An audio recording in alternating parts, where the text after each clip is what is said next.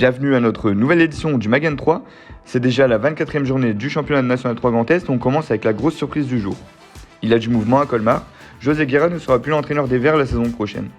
J'avais un engagement vis-à-vis de mon adjoint Arnaud Bay, qui est coordinateur. Et je me suis dit que c'est le moment de passer la main. Donc aujourd'hui, j'arrête d'entraîner effectivement. Avec certainement d'autres fonctions au club et je resterai au club naturellement et je soutiendrai comme je pourrais Arnaud Bay dans ses fonctions. De son côté, Raon prépare son déplacement de jeudi en Coupe Grand Est face au tenant du titre, les Stacks.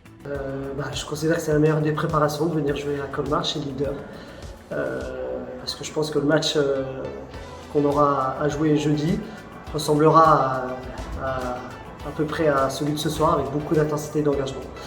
Donc on va tout faire pour se qualifier jeudi. On sait que les Stacks est une équipe qui a sans doute envie d'être la deuxième équipe, enfin la première équipe à être 2 fois champion de cette Coupe de Grand Est parce que c'est eux qui ont raflé l'année dernière. Donc à nous de faire ce qu'il faut pour sortir vainqueur de cette belle demi-finale.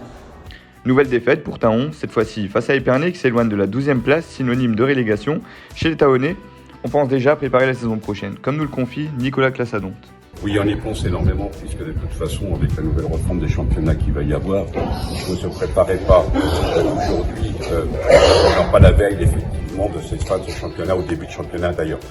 Donc, ça va se faire, disons, d'une façon un peu plus intelligente si on peut le faire. Malgré les difficultés que nous pouvons rencontrer, puisque le niveau M3 demande effectivement beaucoup d'exigences, que ce soit sur le plan sportif ou sur le plan encadrement. Et c'est un point qui est assez sensible de ce côté-là, donc on continue, puisqu'on a déjà commencé à le faire, à travailler avec tout le staff technique. En National 2, une équipe Grand Est sera reléguée et donc, c'est officiel, il y aura bien 3 relégués du National 3 Grand Est. Alors que les destins d'Amnéville et de Saint-Louis sont scellés, la Faïgue continue d'y croire grâce à sa victoire 3-1 face à Amnéville. Retour avec Gédéon Mulenda, auteur d'un doublé pour la Faïgue. C'est sûr que ça nous intéresse parce qu'en cas de victoire de l'un ou de l'autre, ça peut affecter le premier relégable. Et du coup, ça peut nous poser un problème pour le maintien. On a fait une très bonne entame, on a directement marqué 2 buts. Et après, on a un peu lâché vers la fin de la première. On s'est revenu à 2-1, mais on a su remettre le couvert en deuxième pour mettre le 3-1 pour se mettre à l'abri. Grosse défaite de Sarre-Union qui s'incline 5-0 à Mulhouse. Belle performance pour les Mulhousiens qui ont inscrit 13 buts lors de leurs 3 derniers matchs. On ne les arrête plus. C'est déjà terminé. On se quitte sur un joli florilège de buts. À bientôt.